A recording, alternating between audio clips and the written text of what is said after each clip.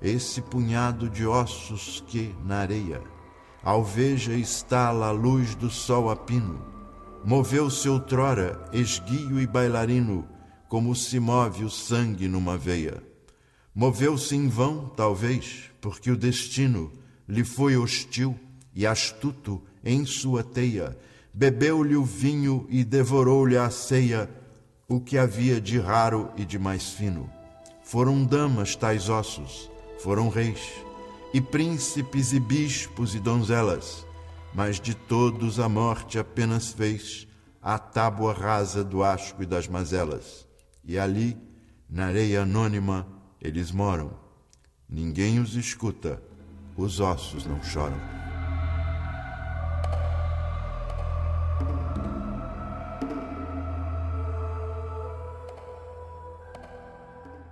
O Ivan é um poeta de pensamento, digamos. Todos os poetas o são de um modo ou de outro, quer dizer, nem poderiam ser poetas sem ser poeta de pensamento. Mas quando falamos, há uma família onde isso fica mais ou menos evidente, quer dizer, uma tendência a pensar a situação do homem no universo, quer dizer, uma proximidade natural da filosofia, não é uma proximidade posada, nem uma tendência a metrificar a filosofia, digamos assim. Ele é chamado também de um poeta hermético.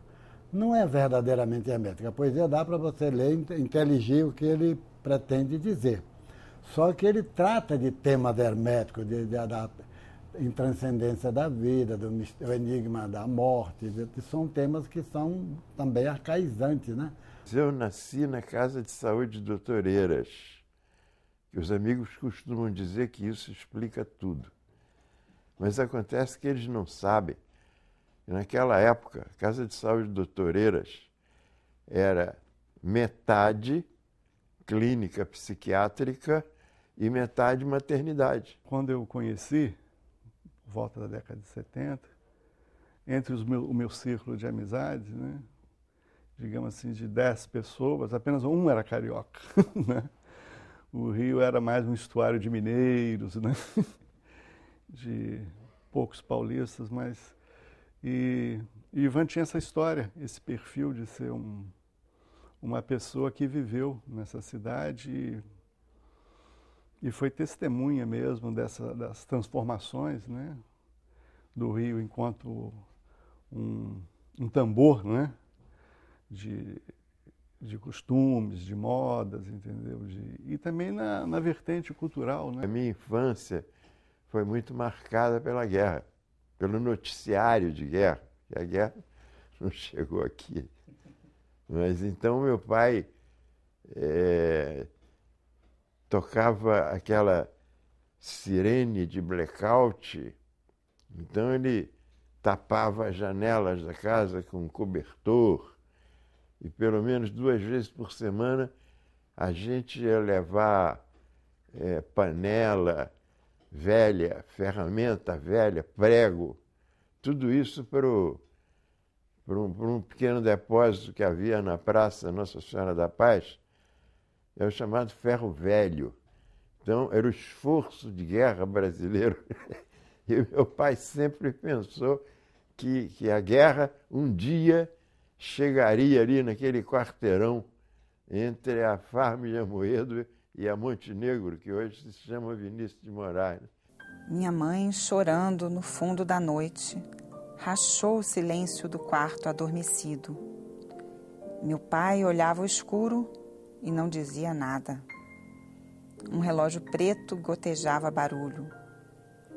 Lá fora, o vento lambia as espáduas do céu. Minha mãe, chorando no fundo da noite, apunhalou o sono de Deus. O Ivan Junqueira é um poeta extremamente rigoroso. Rigoroso com a forma, rigoroso com a estrutura poemática, rigoroso com aquilo que ele diz como poeta. E ele está no seu elemento metrificando e rimando, ainda que frequentemente a rima toante. É um poeta que sabe perfeitamente as técnicas do ofício, coisa que alguns poetas de hoje acham pouco relevante. Claro que não tem razão. E Ivan sabe disso. O meu pai gostava muito de declamar os poetas românticos da segunda geração, né? Sobretudo Fagundes Varela, o Cântico do Calvário. Então, durante anos, eu passei a ter horror ao Cântico do Calvário. Só muitos anos depois é que eu fui estimar aquele enorme poema como ele merecia, né? Ele tem aqui um poeminha que mostra como ele vê a poesia de uma forma muito diáfana, um pouco fugindo do próprio tema. Um poema muito curto, chama-se O Poema. Que será o poema? Essa estranha trama de penumbra e flama que a boca blasfema. Que será se a lama nos que escreve a pena ou lhe aflora a cena o excesso de um drama? Que será o poema? Uma voz que clama? Uma luz que emana? Ou a dor que algema? Eu me tornei colega de turma de Leandro Conder no curso secundário do Colégio Melo Souza, e conheci então o pai dele, o Valério Conder, e esse homem teve uma influência muito grande na minha vida, porque além de médico sanitarista, era um grande intelectual, um grande historiador, né? Muito conhecedor da história do Brasil. E o Valério nos introduziu a muita coisa importante. Sabe? O interessante de Ivan Junqueira é o diálogo. Ele é crítico igualmente, mas não o diálogo dos ensaios, o diálogo dentro da sua própria poesia, com outras vozes. E é interessante que essa tonalidade aparentemente sombria nos dá, por contradição positiva para ele e para nós, uma luz. Ele largou a medicina para se dedicar à literatura, às letras, à vida difícil e periclitante de ser homem de letras no Brasil. Eu larguei medicina no primeiro semestre do terceiro ano. Não foi muito fácil deixar a faculdade, porque eu ainda gostava muito do estudo de medicina, eu ainda estava imbuído da ideia utópica de que eu estava fazendo aquele curso para salvar a humanidade, numa época em que eu ainda não sabia que a humanidade não queria absolutamente ser salva, entendeu? Mas é que o divórcio entre a medicina e a literatura era de tal ordem que eu não consegui conciliar as duas coisas. Ivan é uma pessoa que tem toda uma formação filosófica, ele estudou filosofia, acho que ele se formou em filosofia. E ele tem uma visão sobre o mundo que também é rara, né? Porque a gente também vive muito ao sabor dos acontecimentos, né? O Ivan tem essa visão que vai além do dia a dia, no sentido do eterno, né? De valores que são de todas as épocas. Às vezes você não pode simplesmente situar o Ivan, é de uma geração aqui ou aqui. É uma coisa meio intemporal. O leitor de poesia é sempre um grande leitor, porque ele precisa trabalhar os conceitos dinâmicos, uma certa notável imprecisão no seio da precisão, ou seja, há uma espécie de movimentação muito forte do processo. E o poeta, ele sabe esse fato por dentro. Ao contrário do que se costuma dizer, às vezes, em certas partes, a poesia e a prosa não são inimigas, absolutamente não são. Ele vem de uma formação clássica, ele tem um rigor na construção poética, mas ele é moderno. Ele se dá liberdades na construção e reconstrução dessa poesia, no ponto de vista da sua arquitetura, na sua maneira de elaborar o verso. Ele é um poeta que sabe usar a linguagem culta, a linguagem do poema, mas o leitor, para se emaranhar irremediavelmente no cipoal que seria o seu verso, o leitor teria que ser bastante jejuno em termos de linguagem, especialmente de linguagem poética. É um poeta não cerebrino, é um poeta de valor intelectual, mas em que o que prevalece não são as firulas linguísticas. Por mais elegantes que sejam, o que prevalece é realmente a poesia. Eu vejo a face que não se desvela e esconde atrás de si uma quimera, uma infanta devassa e uma donzela, um cetro, um astrolábio e uma galera. Eu ouço a boca que o silêncio cela, o mudo solilóquio de uma fera, a voz que na garganta se esfacela, o passo e a pulsação de uma pantera.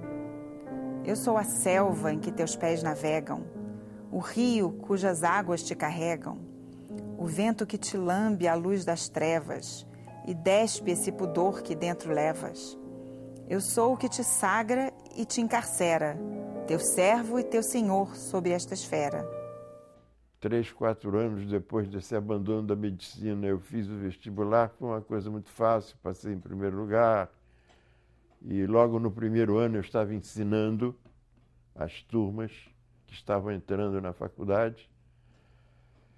Só que a filosofia não dava dinheiro. Eu logo depois me casei, meu primeiro casamento com 26 anos, e eu precisava de dinheiro. E a filosofia não me dava dinheiro nenhum. De maneira que no fim do segundo ano eu pedi desculpas ao Álvaro Vieira Pinto, né? Eu era assistente dele, e disse, olha, eu não vou poder ficar, eu vou ter que sair daqui e ganhar meu dinheiro. E aí é que eu caí no jornalismo. Fomos colegas no velho Jornal do Brasil, acho que já na Avenida Brasil, que eu comecei na Rio Branco, mas eu acho que o Ivan, ou não sei, pode ter sido da Rio Branco também, acho que foi da Rio Branco. Fomos colegas de editorial, não editorial não, de copydesk.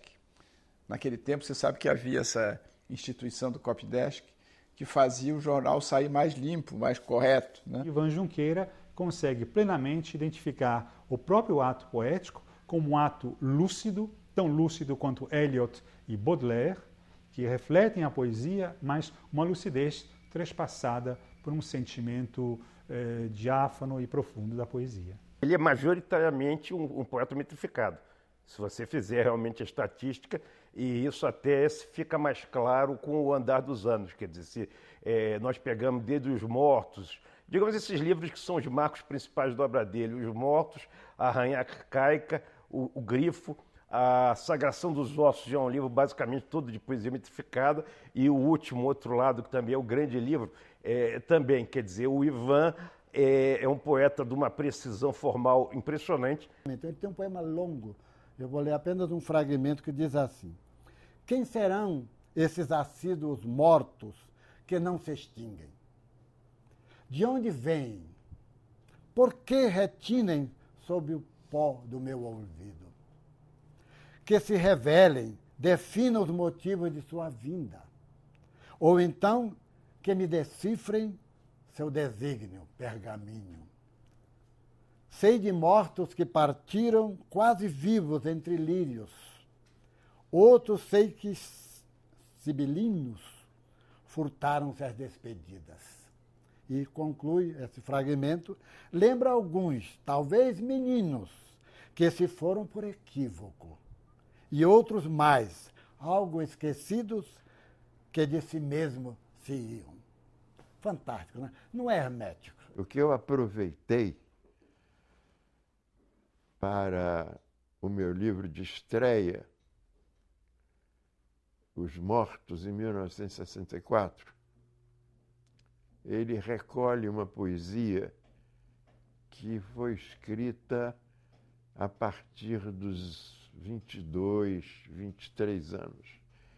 E mesmo assim, muito expurgada para desespero do Tite de Lemas, que costumava dizer que eu era muito severo e muito arbitrário com as coisas que eu escrevia. Por isso eu preferi depurar um pouco essa produção e estrear um pouco tardiamente, aos 30 anos. Mas, na verdade, aos 30 anos estreou também Carlos Drummond de Andrade, né? Esta noite eu durmo de tristeza. O sono que eu tinha morreu ontem, queimado pelo fogo de meu bem. O que há em mim é só tristeza. Uma tristeza úmida que se infiltra pelas paredes do meu corpo e depois fica pingando, devagar, como lágrima de olho escondido. Ali, no canto apagado da sala, meu sorriso é apenas um brinquedo que a mãozinha da criança quebrou. E o resto é mesmo tristeza. A partir da década de 60 é que eu começo a organizar alguma coisa. Aí, finalmente, preparo o meu livro Os Mortos. Eu não queria estrear. Quem me obrigou a essa estreia foi Elcio Martins. Se não fosse Elcio Martins, eu não teria estreado. Mas ele me dizia, não, você está pronto para uma estreia, a hora é essa, vamos lá. E, afinal de contas, o livro acabou saindo por uma editora que não existe mais, que era o Ateliê de Arte da Vera Tormenta. E, no entanto, o livro foi razoavelmente recebido pela crítica, tirou segundo lugar naquele concurso Jorge de Lima para estreantes, que eu me lembro que foi ganho por aquele poeta gaúcho Armindo Trevisan, né? Mas, apesar disso, eu achava, num determinado momento, eu considerei que o livro não valia a pena, que fora um equívoco aquela estreia. Eu creio que esse uso da forma no Ivan ajuda o fluxo do pensamento a se materializar numa coisa perfeita. Apesar de, exatamente como você falou, quando ele escreve verso livre, o verso livre dele é da mesma exatidão do verso metrificado. Quer dizer, ele passa por cima de ambas as formas, mas é muito importante esse domínio muito, muito grande da forma, que não é uma coisa comum no Brasil. Eu só volto a publicar, e publicar muito modestamente, porque é uma plaquete chamada 3 Meditações na Corda Lírica, em 1977, quer dizer, 13 anos depois. Agora, durante essa época, de 64 a 77, aí o meu convívio com literatura aumentou de uma maneira quase que absorvente. Uma outra coisa que aparece na obra dele é a ligação com Camões, que é o nosso grande clássico. Você vê, por exemplo, nos poemas de Inês de Castro, que são tão fantásticos, né? É um livro fantástico, A Rainha Arcaica, né? Você vê, por exemplo, esse poema que chama-se Indícios, em que ele escreve: a rainha que vês, ora defunta, já foi infante e bela como tantas, zelosa de suas franjas, suas tranças, seus pés agílimos, inquietas ancas. É um jogo de sonoridades, né? De repetição, de retorno de fonemas, né? A gente chama isso de aliteração, né? Que aparece, por exemplo, naquele poema mais famoso do Cruz e Souza, que é o Vozes Veladas, Veludosas Vozes. Isso é um trabalho de sonoridades, né? E tem um trabalho de rima, tem um trabalho de estrutura. Que já há uma preocupação não com a métrica no sentido tradicional, mas com uma coisa chamada medida métrica e também com a utilização da rima toante, que é uma espécie de vertente cabralina, que Cabral, embora as pessoas costumam esquecer isso, né? O Cabral é o poeta mais medido, não da literatura brasileira, da literatura de língua portuguesa. Tudo no Cabral é métrica e rima. Só não vê isso quem está distraído, né? Pois morrer é apenas isto, cerrar os olhos vazios e esquecer o que foi visto. É não supor-se infinito, mas antes fáustico e ambíguo, jogral entre a história e o mito. É despedir-se em surdina, sem epitáfio melífluo ou testamento sovina. É, talvez, como despir o que em vida não vestia e agora é inútil vestir. É nada deixar aqui, memória, pecúlio, estirpe, sequer um traço de si. É findar-se como um círio, em cuja luz tudo expira, sem êxtase nem martírio. Alguns críticos, como por exemplo o Wilson Martins, me chamam de poeta metafísico. Seria, como diz o Wilson numa resenha, o ramo noturno da metafísica.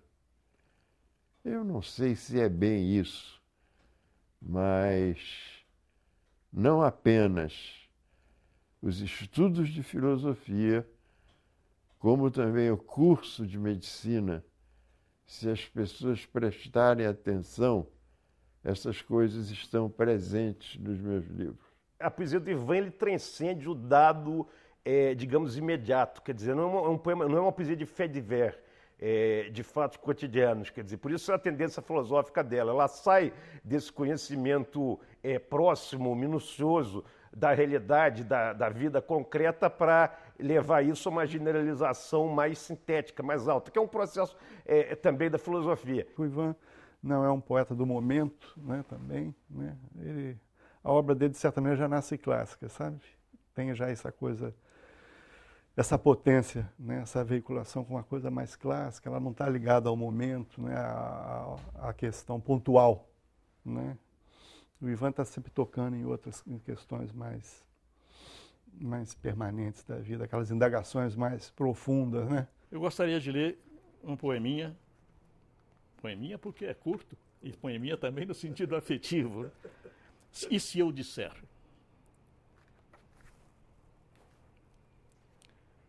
E se eu disser que te amo, assim de cara, sem mais delonga ou tímidos rodeios, sem nem saber se a confissão te enfara, ou se te apraz o emprego de tais meios?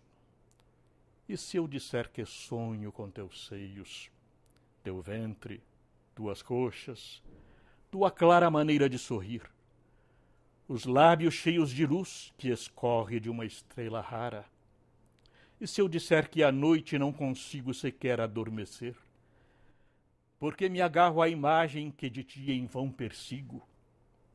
Pois eis que eu digo, amor, e logo esbarro em tua ausência, essa lâmina exata que me penetra e fere e sangra e mata. Vejam que não há nada de sombrio, nem de sisudo, no sentido de carrancudo, neste poema. Nem nada de hermético, é uma linguagem elevada, mas uma linguagem perfeitamente acessível a quem esteja acostumado a ler, naturalmente, né? E é um belo poema, um belíssimo poema, na minha opinião. Chega, inclusive, a fazer poemas bem malharmaicos, daqueles poemas onde ela usa o espaço em branco, os versos espalhados pela página, né? Usando como um recurso tipográfico para reforçar a intenção na leitura dos próprios poemas. Ele domina todas essas técnicas modernas. O fato é que é uma pulsão de força interessantíssima na poesia de Ivan Junqueira, que é justamente essa luminosa contradição. E o seu ensaio também não deixa de, digamos, por ressonância, produzir essa situação afortunadamente ambígua. Nessa ambiguidade está a força do grande escritor e do poeta de excelência. As primeiras produções poéticas, elas datam dos 15 anos, mais ou menos, mas elas foram todas destruídas. Quer dizer, há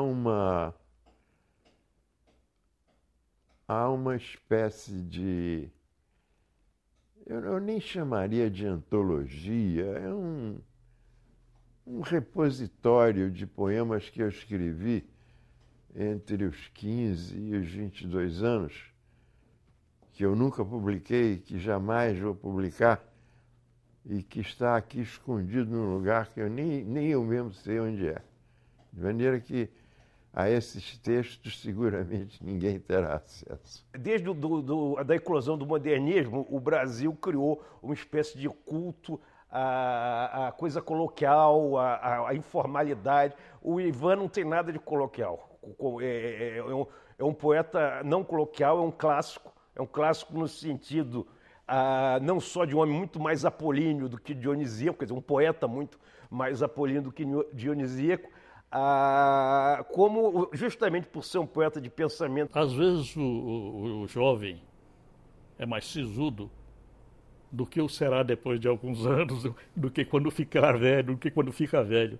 E talvez a poesia e mesmo a crítica inicial de Ivan Junqueira fosse mais severa, mais fechada, talvez.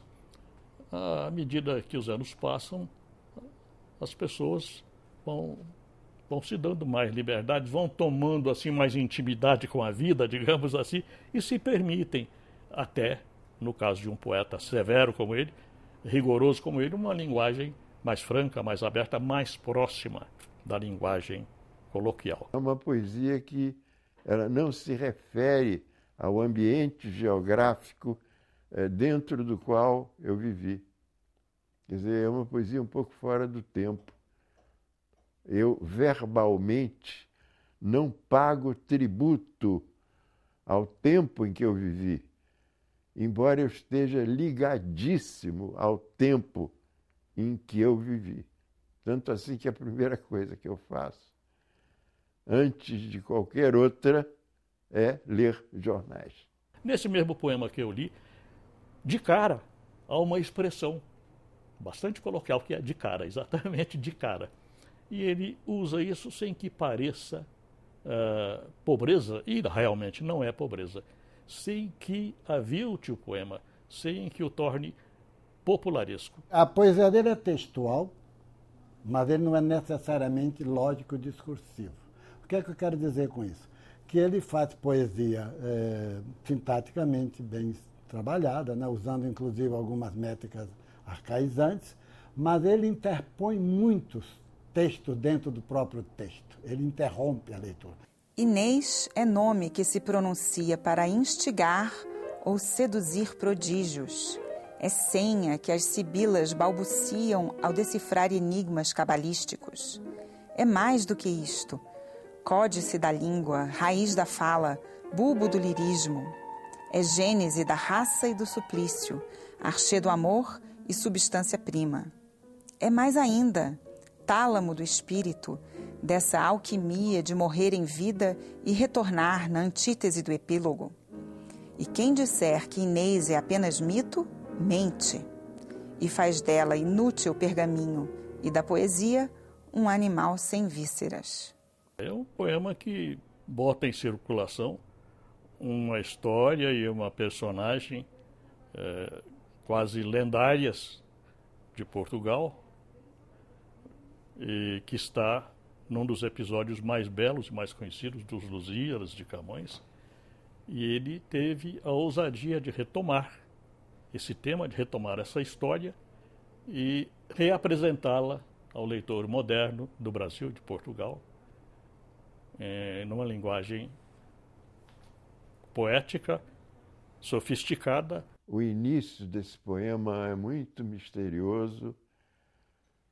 Eu apenas percebi que estava falando de uma rainha, mas eu não sabia, uma rainha muito antiga, né? Mas eu não sabia que rainha era aquela, que contexto era aquele, a que momento histórico ela pertencia. E aí, no segundo poema do ciclo, eu comecei a desconfiar de quem eu estava falando, mas ainda sem muita certeza. Já no terceiro poema, aí eu me dei conta de que eu estava lidando com o mito de Inês de Castro. Eu usaria exatamente essa palavra para definir o Ivan, é uma coisa de rigor, né? Porque você sabe que nos tempos modernos a gente entrou numa espécie de vale-tudo, né? Inclusive em termos de poesia, de literatura, né? O verso livre, né? Tudo é possível, né? Então parece muito fácil fazer Poesia, qualquer um senta hoje e diz, vou fazer poesia, né? Vou fazer crônica, né? Mas o Ivan levou isso muito a sério. Eu diria que o Ivan tem uma espécie de, o que eu chamaria uma oficina poética, né? Um trabalho artesanal, né? de um rigor enorme. Eu tenho como livro de cabeceira dois livros do Ivan que eu acho fundamentais, que é A Rainha Arcaica, né? Que é uma coisa espetacular, né? Até o próprio poeta não sabe mais ou menos como se deu, mas porque esse é um livro que veio quase que inteiro, né? E o outro é A Sagração dos Ossos, né? São dois livros que eu acho que são fundamentais, assim, vão permanecer. Só deve ser impresso o que vale a pena ser impresso. E o que eu julgo que vale a pena ser impresso é muito pouca coisa. Não só da minha parte, como da enorme maioria dos poetas brasileiros. Só que eles não têm a mesma cabeça que a minha, né? O tamanho de obra nunca foi parâmetro para nada. Cá entre nós, um dos maiores poetas, mas dos maiores mesmo, com um M gigantesco da nossa língua, que é Camilo Peçanha, escreveu 50 poemas, só publicou o Clepsidra, que é um livrinho desse tamanho, e é Camilo Peçanha. Quer dizer, tamanho não é documento. Você vê aqui, esse livro chama-se Poesia Reunida. Olha só, é um volume relativamente modesto, né? É porque tudo é muito trabalhado, né? Ele não admite isso de você sentar e, bom, saiu o poema. É claro que ele não está negando a inspiração, qual é o poeta que pode negar a inspiração? É evidente que vem a inspiração. Mas ele me lembra, por exemplo, para falar de música que ele gosta tanto, ele me lembra nesse sentido do Stravinsky. O Stravinsky não gostava muito dessa coisa de dizer que a música é fruto da inspiração, ele dizia que é fruto de um trabalho, não é? Sobre um tema que você privilegia, você vai trabalhar aquele tema, você vai tirar todas as possibilidades do tema, né? Isso é a oficina poética do Ivan, uma coisa muito rara, muito rara. Na verdade, ele deve ter produzido muito. Ele é muito crítico da própria obra, ele tem um sentido de autocrítica muito forte. Ele diz que tudo que foi prévio a 1955, mais ou menos a metade da década de 50 do século passado, que foi um período longo de produção juvenil dele, ele não publica. Ele diz que não tem um baú de poesia, ele deve ter muitas gavetas com esse material, né? E ele seleciona, ele deve ter muitos poemas inéditos de todas as fases da vida dele, que é um excesso, porque nem sempre é o poeta o melhor julgador da própria poesia. Os melhores críticos de poesia no Brasil, com poucas exceções, são poetas. É uma coisa impressionante. O Ivan é um grande crítico, não só de poesia como de prosa, mas, sobretudo, como é um finíssimo crítico de poesia. Em 65, eu comecei a escrever crítica literária, basicamente para entender a poesia que eu não escrevia. Eu queria saber como é que os outros poetas escreviam poesia. Agora, nunca foi a crítica literária de um homem que tivesse uma doutrina, de um homem que tivesse uma formação universitária. Eu não frequentei faculdade de letras e, por isso mesmo, a minha crítica literária tem essa limitação. É a crítica literária escrita por um poeta que tenta entender outros poetas. Mas, naquele momento, o momento modernista, decretou-se que a rima estaria proscrita, o que, se à época parecia uma revolução, logo se veria ser também uma limitação, ou, o que é pior, um retrocesso no que se refere à utilização de um rentabilíssimo recurso técnico, do qual, durante algum tempo, ficaria privada a poesia brasileira. Não foi esse, aliás, o único equívoco do movimento, que hoje, numa perspectiva histórica e literária, nos parece antes um impasse do que propriamente um desbravamento de caminhos que se supunham novos e revolucionários. O grande mérito do modernismo, e era então agudamente necessário que se desencadeasse o movimento, foi o de insurgir-se contra a rigidez e o convencionalismo da camisa de força parnasiana. E quanto a isso, seus arautos e porta-vozes cumpriram à risca o papel, embora reconhecessem, numa frase que se tornaria célebre, que não sabiam exatamente o que queriam, mas sabiam perfeitamente o que não queriam. E não queriam, entre muitas outras coisas, a álgida tirania das regras parnasianas, entre as quais a que fazia da rima um mero apoio fonético que, na grande maioria dos casos, não fornecia apoio a coisa alguma. Intelectuais, assim, do porte do Ivan, do Ferreira Goulart, né? que não são vinculados, né, não estiveram vinculados à área acadêmica, né, e exerceram a crítica ainda exerce durante muitos anos, né. Eu acho que isso dá uma visão um pouco diferente, né, abordagem, né, porque eles também são poetas, também são escritores, né?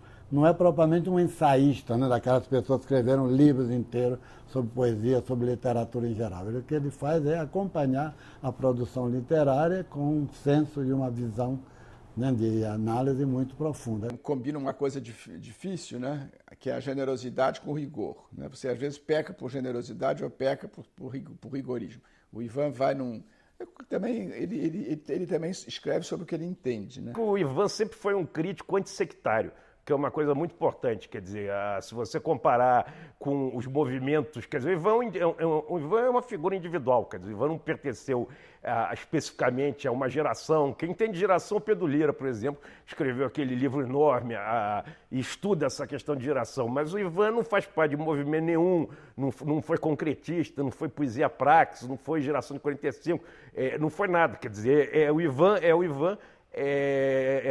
um dos maiores poetas nossos, dos que apareceram nos anos da década de 1960, e seguramente um dos grandes poetas brasileiros e da língua portuguesa na segunda metade do século XX.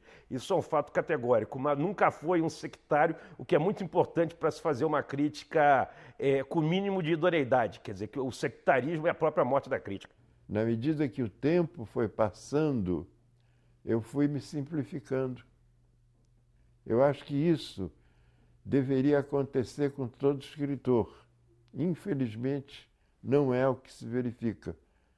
Mas, graças a Deus, foi o que aconteceu comigo. Na medida que o tempo corria, eu ficava mais simples, mais inteligível e mais claro. Porque eu costumo dizer que eu sou um filho dileto da clarté francesa. Eu adoro a claridade, embora a minha alma seja uma alma bastante escura. Talvez por isso mesmo eu anseie pela claridade. É um intelectual muito completo, muito bem formado, né? Então também na crítica ele não sai dando palpite, eu acho isso, eu acho aquilo. Você sente que é uma coisa embasada, não é? Então são essas facetas do Ivan. Reconheça-se de pronto que a tarefa dos poetas que começaram a escrever e publicar na década de 1940, como, entre outros, Ledo Ivo, João Cabral de Melo Neto e Ferreira Goulart, era bem mais árdua do que aquela que realizaram seus antecessores. O que teria prevalecido nessa época, e o digo na condicional, porque a ela não pertenci como autor, poderá até sugerir a terra desolada de um esgotamento de matrizes literárias. E a sensação que me assalta no que concerne ao papel desses poetas remete um pouco à situação que se encontrava Baudelaire com relação aos seus antecessores, e que assim foi definida por Valéry em célebre ensaio sobre o autor de Les Fleurs du Mal. O problema de Baudelaire devia então, colocar-se assim: ser um grande poeta, mas não ser nem Lamartine, nem Hugo, nem Musset. Mutatis mutandis, não ser, para esses poetas da década de 1940, nem Drummond, nem Vinícius, nem Murilo. No caso específico de Ledo Ivo, há algumas outras considerações que cabem ser feitas. Em primeiro lugar, a de que, como ocorre com Jorge de Lima, ele vem do Nordeste, mais precisamente de Alagoas, assim como o autor da Invenção de Orfeu. Ou seja, vem de uma região cujos autores, quando transplantados para os grandes centros urbanos do país, jamais se esquecem de suas origens, ou mesmo da ancestralidade histórica e cultural em que estão enraizados. Ele é um excelente tradutor de poesia, exatamente porque é um excelente poeta. Não só por isso, é claro, há excelentes poetas que não sabem traduzir. O grande desafio, se você vai traduzir poema em forma fixa, é manter essa forma absolutamente, quer dizer, manter a métrica, manter a rima com a maior proximidade conceitual, quer dizer, de sentido, a mais próxima possível de se chegar nisso. O Brasil tem duas grandes traduções das Flores do Mal, uma dos anos 50, que foi feita pelo Jamil Mansur Haddad, lá de São Paulo, que também faz a mesma coisa, mantém de ponta a ponta toda a métrica, toda a rima do Baudelaire, e depois essa admirável e estúdio force, né, que é uma coisa gigantesca, que é a tradução do Ivan. O fato é que o Ivan Junqueira é daqueles tradutores que são tradutores e poetas ao mesmo tempo. Não se pode ser um sem que o outro participe, ou seja, sem ser poeta não se pode ser tradutor para traduzir poetas, a meu ver. E Ivan não só os traduziu, como os absorveu. Foi um trabalho, por assim dizer, infernal, que eu quis interromper várias vezes, porque a sensação que me dava é que eu não daria conta daquilo, mas eu tive a felicidade de ter aquele trabalho acompanhado pelo Dante Milano, que foi um dos maiores conhecedores de Baudelaire que eu já conheci na minha vida, que chegou a traduzir 39 poemas de Baudelaire de uma maneira modelar, né? E todo mês eu subia para Petrópolis para mostrar ao Dante Milano o que eu havia feito. E ele era implacável com as coisas que estavam mal feitas. O poeta na masmorra, em desalinho, aflito, calcando sob o pé convulso um manuscrito. Com olhar de terror, mede a extensão da escada, cuja vertigem lhe atordou a alma abismada. Risos frenéticos que ecoam na prisão, ao estranho e ao absurdo, arrastam-lhe a razão. A dúvida que o cerca e o ridículo medo o envolvem num horrendo e multiforme enredo. Esse gênio, encerrado em calabouço infame, os esgares, os ais e os duendes, cujo enxame turbilhona por trás de seu ouvido alerta. Esse que do êxtase o terror ora desperta, este é o emblema, alma de frêmitos obscuros, que a realidade abafa entre seus quatro muros. E muitas vezes eu disse a ele, eu quero parar. Eu quero parar porque eu acho que eu não vou chegar ao fim. E ele me dizia, não, você não pode parar, porque você é o único poeta brasileiro que pode terminar a tradução das Flores do Mal nesse momento da literatura brasileira. E assim foi feito, tanto assim que o livro está dedicado a ele. Esse aqui é um trabalho difícil, né? É uma fidelidade ao texto. Por exemplo, eu me lembro que eu era jovenzinho ainda, eu estava lendo as Lettres philosophiques do Voltaire, que foi o primeiro livro que tornou o Voltaire famoso. Voltaire foi para a Inglaterra fugindo da perseguição que ele sofria na França e descobriu a Inglaterra, descobriu Shakespeare e disse, olha, tem um poeta muito bom, um teatrólogo muito bom aqui que se chama William Shakespeare. Aí, para dar um exemplo do que era o Shakespeare, isso ele traduz para o francês o to be or not to be. E eu peguei aquele texto e eu disse, mas que beleza, como é que eu não tinha visto isso no original? Aí eu fui olhar o original, não tinha nada a ver. O Voltaire pegou o Shakespeare e fez uma outra coisa. É uma tradução que respeita o ritmo, a métrica, a rima. Tudo isso é absolutamente imprescindível, porque a gente traduz por homologias, por aproximações muito íntimas. No entanto, nós sabemos que isso é condição necessária, mas não suficiente. Há uma invisibilidade, uma transparência entre luz e treva que a poesia carrega e é portadora, e isso não habita a rima, não habita a métrica, não habita as aliterações e assonâncias, habita um espaço sem casa, sem teto, sem hóspede, mas habitado por um sopro. E o Ivan Junqueira não perde esse sopro. A prosa e a poesia têm as suas armadilhas diferentes.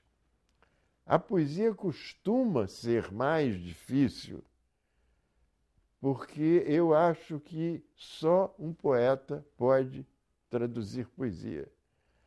E na tradução de poesia, aquele que se lança a ela, ele tem que ter noções muito precisas de ritmo, de rima,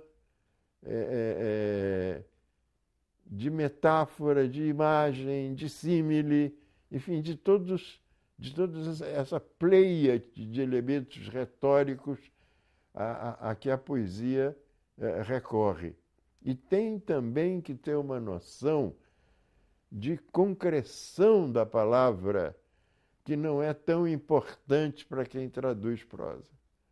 Mas eu acho que a prosa tem lá também as suas grandes dificuldades e, às vezes, dificuldades insuperáveis. Eu considero essa parte poética, eu incluo também as traduções do Ivan, né? Eu acho que isso faz parte do mistério poético dele, que recriou praticamente, né? Eu acho que de uma generosidade imensa, né? De você verter para a língua portuguesa um Baudelaire, né? Um Eliot, né? Todas as traduções que eu fiz debaixo de uma emoção imensa. Senão eu não terminaria e senão eu não recuperaria nada. Eu não recuperaria nada. Em prosa, você pode traduzir quase mecanicamente. Poesia não. Poesia envolve a mobilização total da sua sensibilidade. A pomba, mergulhando, rasga o espaço, com flama de terror incandescente, cujas línguas purgam no ar ardente a remissão do crime e do pecado. Toda a esperança, ou afã desesperado, está na escolha de uma ou de outra pira, para que o fogo do fogo nos redima. Quem, pois, urdiu tanto suplício? Amor.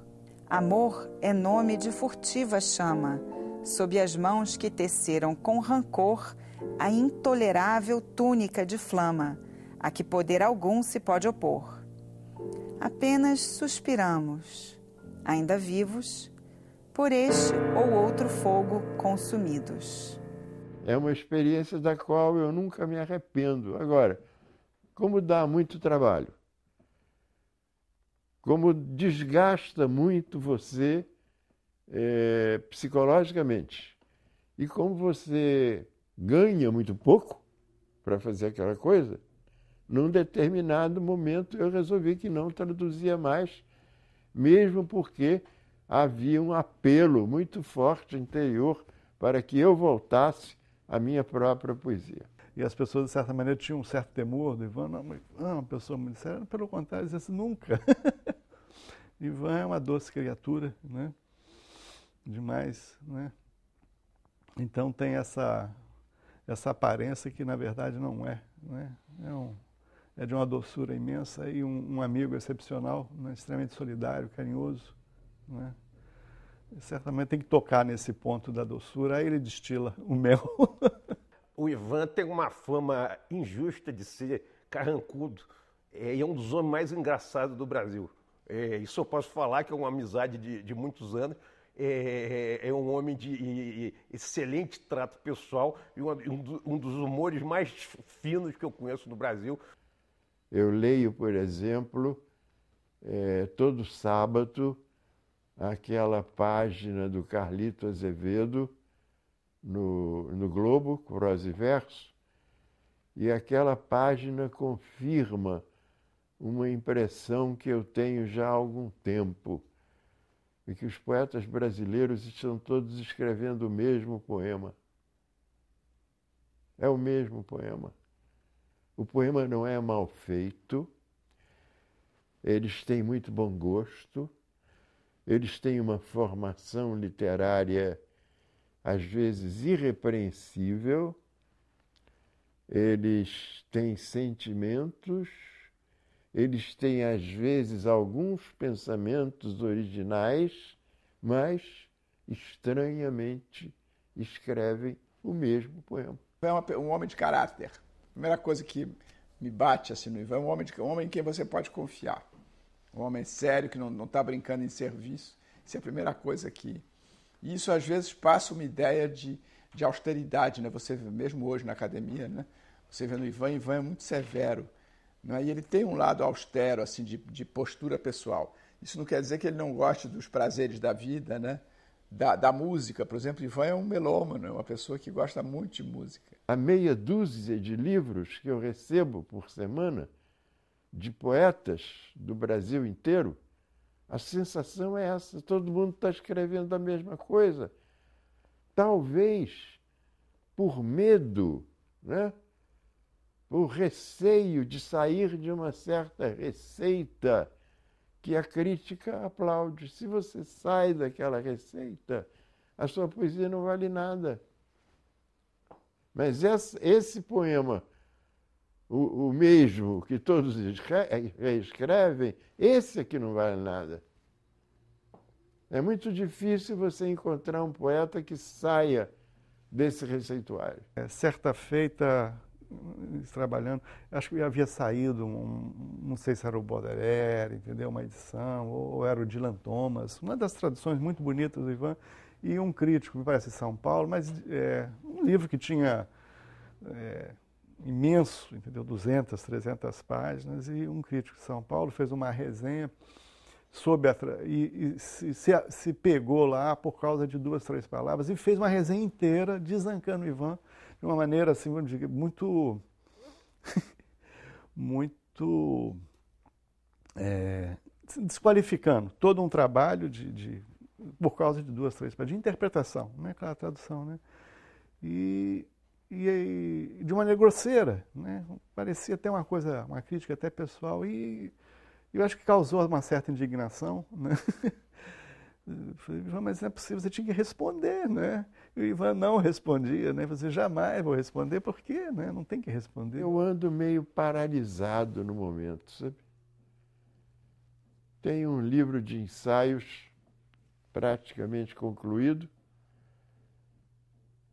e tenho um livro de poesia, mas com muito pouca coisa nova, meia dúzia de poemas inéditos, não mais do que isso.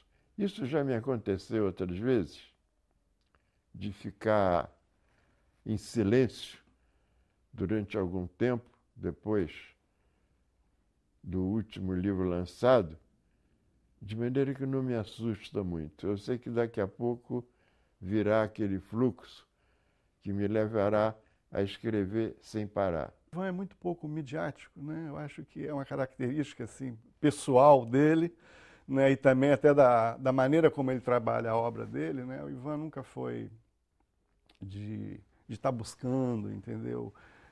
A presença dele, digamos assim, na imprensa foi muito intensa durante 2, 3 décadas, foi em razão do trabalho dele, né? Do trabalho de crítica, de publicações, etc. E ele nunca buscou, né? Então ele tem uma postura assim muito modesta. E o Ivan foi ator também, né? O Ivan teve uma formação de ator, né? O Ivan foi um dos primeiros aluno da Maria Clara Machado, Teatro Tablado, que hoje é uma referência para a formação de atores. O Ivan teve uma passagem grande lá no Tablado. O Tablado é uma escola de formação, né? Que você se formava um homem de teatro, você trabalhava no cenário, trabalhava não só como ator, como diretor, assistente, né? E eu acho que o Ivan guardou um pouco dessa característica, que às vezes ele atua, né? Então, ele guardou um pouco disso, né? Tem um humor muito grande com as coisas, né? Apesar de não aparentar isso, mas no fundo ele é um grande ator, né? Para contar casos, né? Talvez o vento saiba dos meus passos, das sendas que os meus pés já não abordam, das ondas cujas cristas não transbordam senão o sal que escorre dos meus braços. As sereias que eu vi não mais acordam a cálida pressão dos meus abraços, e o que a infância teceu entre sargaços, as agulhas do tempo já não bordam. Só vejo sobre a areia vagos traços de tudo que os meus olhos mal recordam. E os dentes, por inúteis, não concordam sequer em mastigar como bagaços. Talvez se lembre o vento desses laços que a dura mão de Deus fez em pedaços. O poeta Ivan Junqueira foi eleito para a cadeira 37 da Academia Brasileira de Letras em 30 de março de 2000, substituindo o poeta João Cabral de Melo Neto. Tomou posse no dia 7 de julho daquele mesmo ano. Haverão de certo percebido os senhores acadêmicos que não venho aqui me alongando sobre a vida de meus antecessores, mas antes sobre a obra literária que nos legaram. E a escolha se deve apenas ao fato de que não somos imortais, ou sequer imorríveis, como pretendem alguns. Quando era de penúria a situação financeira desta casa, o acadêmico Olavo Bilac, em um de seus xistes, chegou a dizer que éramos imortais porque não tínhamos onde cair mortos. Ora direis, agora temos. Enfim, imortal será, quando, e se o for, a obra que porventura deixarmos à posteridade. Mas a posteridade não passa de uma esfinge, que sempre nos dirá, decifra-me, ou te devoro. Pouco ou nada sabemos agora daquilo que ficará de tudo o que escrevemos. A momentânea glória de um dia, por mais estrondosa que seja, não nos garante absolutamente nada. Celebradíssimos hoje, muitos dos que o são morderão amanhã o pó de uma prateleira esquecida.